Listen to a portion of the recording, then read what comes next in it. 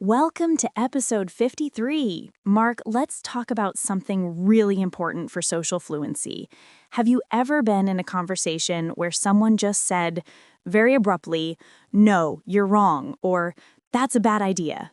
Oh, absolutely, Sarah. And it instantly creates a really awkward atmosphere, doesn't it? Even if you think the idea is terrible, a direct challenge like that can stop the conversation dead. In English, we have so many ways to cushion that statement. We do, and that's exactly what we're focusing on today, softening phrases for polite disagreement. This is a huge marker of advanced fluency, particularly in the B2 to C1 range. So let's look at our first key strategy. Our first strategy is to acknowledge their point before you disagree. This shows you've listened. Let's use our first phrase. I see your point, but. This is fantastic. You validate their idea, then you introduce your own. So imagine someone suggests buying the most expensive software. You could say, I see your point, but the data actually suggest we should go with the cheaper option first. Or maybe someone is being unrealistic about time. You might say, I see your point about finishing today, but my contract says I need to leave by 5 p.m. A great technique to adopt here is always to lean forward slightly when you say, I see your point.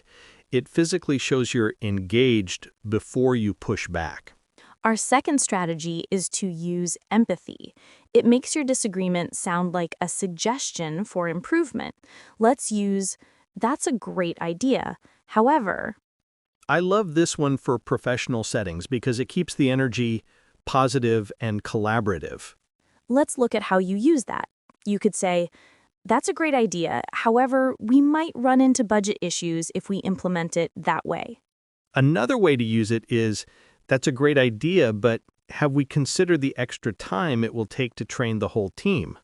Remember to keep your tone light when saying, that's a great idea. The sincerity sells the respect. The third strategy is to frame your opinion as personal or tentative. This is where modal verbs and passive language come in. Try saying, I might be wrong, but, or it seems to me that. This completely shifts the focus from, you are wrong, to, I have a different perspective.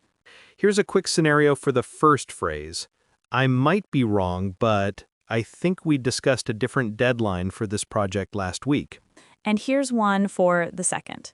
It seems to me that the best option hasn't been presented yet, and we should keep looking. A simple trick for doing this is always to include I think or I feel before your opinion. It automatically softens the statement. Let's look at a fourth strategy, which is for when you have a stronger objection, but still need to be very formal, maybe in a presentation or a board meeting. Use with all due respect. This is very polite, but it also clearly signals that your disagreement is quite serious and possibly fundamental. An example of this phrase in use is, with all due respect, I don't think that solution truly addresses the core problem we discussed this morning. Or you could say, with all due respect, I believe the figures you cited for the third quarter are slightly out of date. This phrase is powerful, so our advice is to use this sparingly, as it carries a bit more weight than I see your point. And finally, our fifth strategy, which is a great simple filler you can use any time to buy yourself thinking time. That's an interesting thought, but. This buys you a crucial second or two and shows you're engaging with their idea. Here's how you might use it. That's an interesting thought, but I'm concerned about the lack of user testing we've done for that specific feature.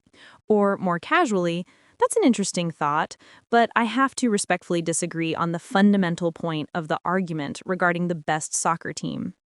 See how all these phrases act as a cushion. They allow you to introduce your conflicting opinion without sounding aggressive. Your voice will be heard, and you'll maintain a much better relationship with your conversation partner. Exactly. Your homework for this episode is to practice. Take a few common opinions and try to disagree with them using 3 different softening phrases. The more you practice, the more natural they will become. That's a wrap for this episode. Join us next time for episode 18, where we'll be tackling another crucial fluency topic: transform your B2 English. 10 adverbs to boost your English. Don't miss it. See you next time.